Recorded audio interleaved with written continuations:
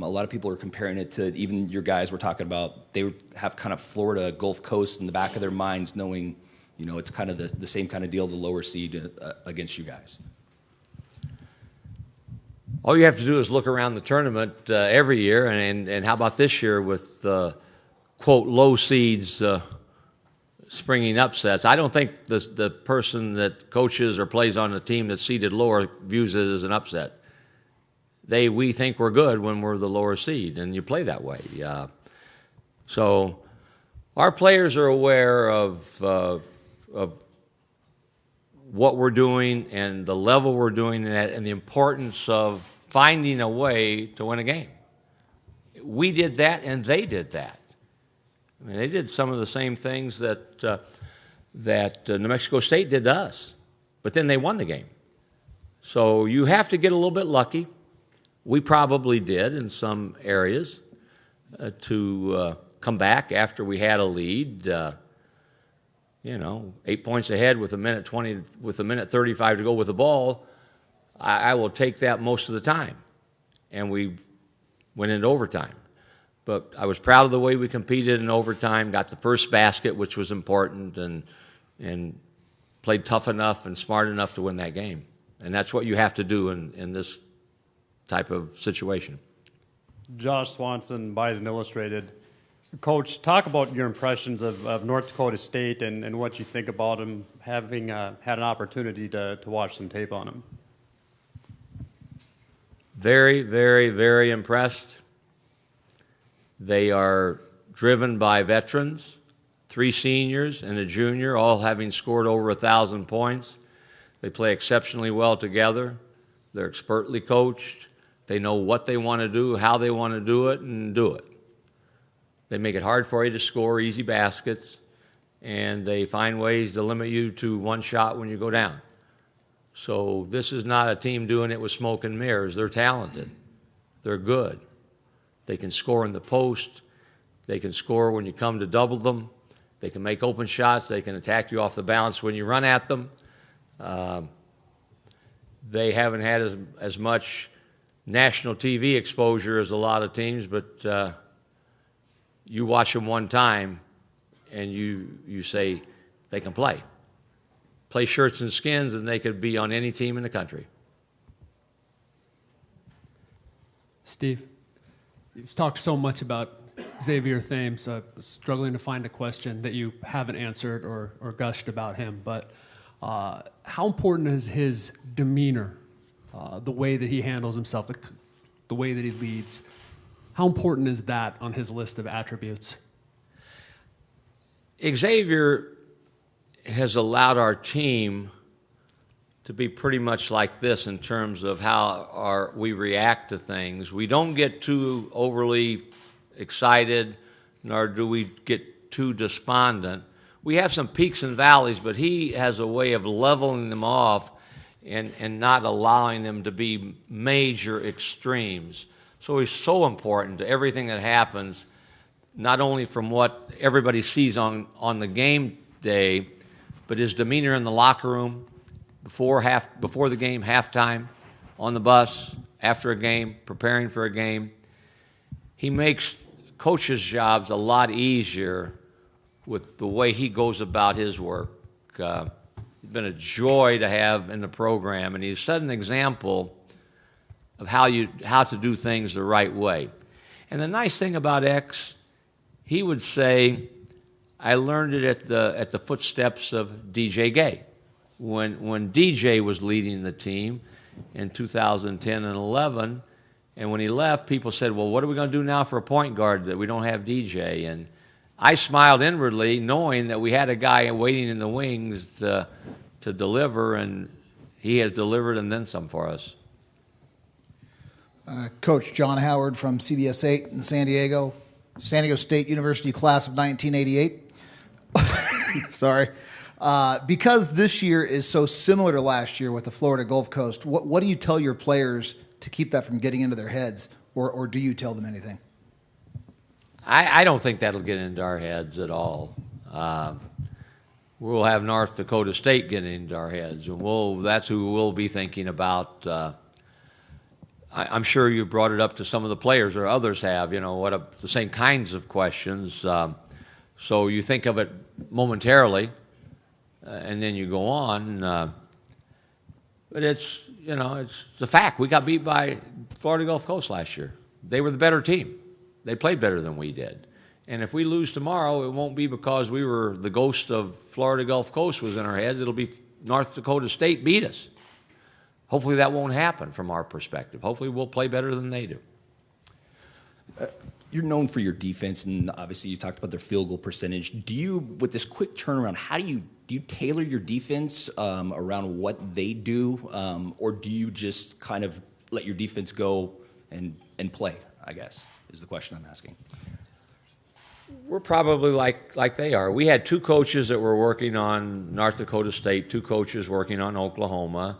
We came back, gave the kids some food, put them to bed, and then we took film, and all of us worked on North Dakota State and started this morning with our players to show them some film. And you can't overload them on a short turnaround, but you have to develop a game strategy for the opponent that fits what you do, really. I mean, we're not going to change dramatically anything that we do, but we'll tweak it defensively, and we'll, try to find a way to get some baskets against their defense. It's hard to score on. Coach, is there any team that you've played this season that North Dakota State reminds you of?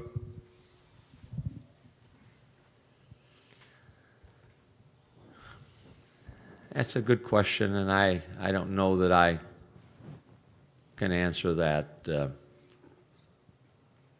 They're a team that I don't know that I would say plays like anybody that we played. Maybe someone else would say they're like so-and-so, but I know one thing. They play like a team that has won championships, that expects to win. The thing that has impressed me the most about them is how well they play together and play off of one another, and that's a byproduct of veterans. They're not laden with first-year players. These are guys that now they know what the teammate's going to do before the teammate knows what he's going to do, and you can see that in how they play. Jeff Kolpak with a Forum newspaper in Fargo. Do you expect it to be a physical game, and if so, why? Well, they're aggressive, and so are we. And you've got three refs out there. They'll do their job to keep the game in somewhat of a flow. You have to be smart aggressive with how you play. We're not going to let them go where they want to go if we can help it, and they'll do the same to us. So you can't be going out pushing and shoving and have two people with three fouls, but you can't just step back and let a guy cut in front of you and get where he wants to go. You've got to guard them and play hard. But I think they're used to that. We're used to that. So I don't know that it'll be any different than most games we've had. Steve, you were just talking about North Dakota State's kind of veteran lineup, and they know how to play off each other. Is that why we see more lower seeds having success in the tournament now, because their rosters are usually made up of players who have been together for a number of years? I think that's immensely helpful, don't you? I think that you get guys that have grown up together. They've been through a lot of the things that you have to go through to make it to the tournament, and they've been through it together.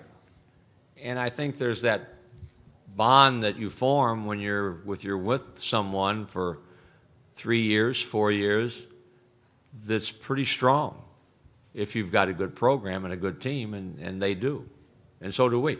So, yeah, I think that's been a factor, that these teams now are senior-driven, and even highly touted freshmen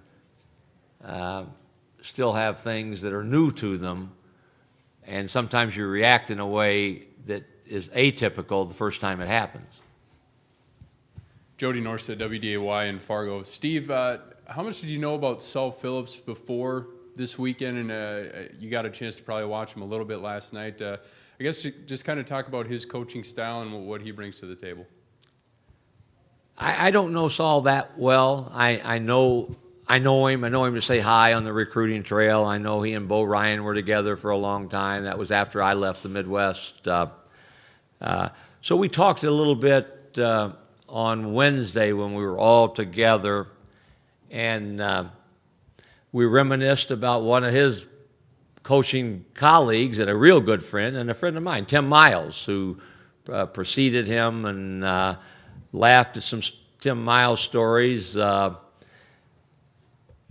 But it didn't take me long, and I'll be honest with you, I have not watched a lot of tape on North Dakota State because we haven't played them. But it didn't take me long to say, this coach can coach. He's good. And I watched him when the game was going on. We were in the locker room, and we had it on in the TV, and I watched the way he handled himself with a smile on his face and enjoying the moment. And the one time they called the coaches together, and I couldn't tell whether he got the call or Lon got the call. The way he reacted, he slapped Lon on the back, and they gave the ball to Oklahoma, but they did give him time to go back and have a timeout in the huddle. So he handled himself in a way that the kids catch on to. So if he's dealing with all the adversity, then your players are going to be able to it. And after the game, I was happy for him as he ran over, and I don't know what this is, but he ran over to the crowd and gave him a sign when he ran over there. And that's the way you should feel when you win a game. Any game, at any seed in the tournament, you should have that type of enthusiasm about you when you win, because it's special to get a win in the tournament. And one of us is going to have 2 wins, at least. Coach, what is it about this year's tournament? You got the 212s, and then you have Mercer today, where beating these top 20 teams, where kind of everybody just seems like they've evened out when you play the 40 minutes. I think it's just March Madness at its best. NCAA basketball, expect the unexpected, and everyone who's not a fan of that top seed is praying that it will be a close game and that low seed will hit a bucket at the buzzer to win the game. I've been on both sides, and it's fun when you have all the neutrals cheering for you, and that happens.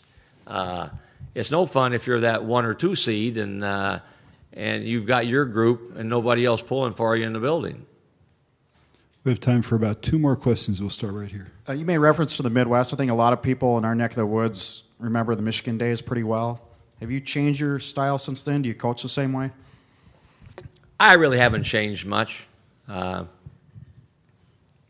no, I would say no.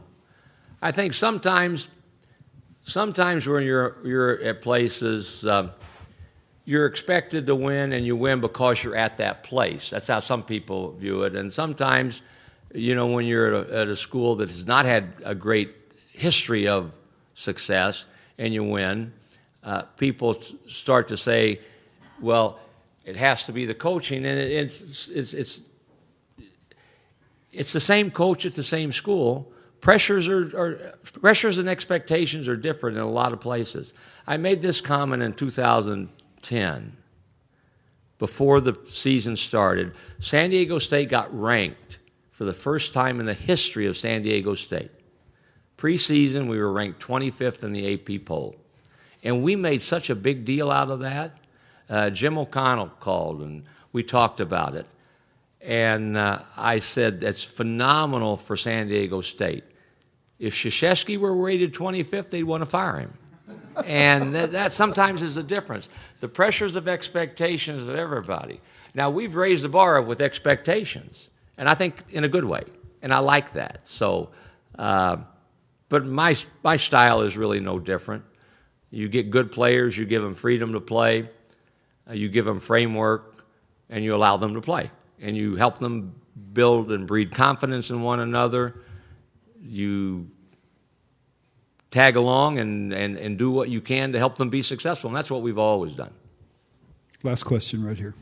Coach, you talked about the neutral fans rooting for the underdog, and last night when the Aztecs would miss a free throw, all the neutrals in the arena cheered. and it seems the Bison obviously will be the underdog tomorrow. Do you expect most of the crowd to be rooting for North Dakota State, or will it be pretty evenly split? Well, I would have to hope that all my Michigan State fans would be pulling for San Diego State. My wife and her brother are both state grads, and Izzo and I are good buddies, so I would hope that the green and white of Michigan State would be pulling for us. So I want you to look around and see if they are. All right. Thank you, Coach. Thanks.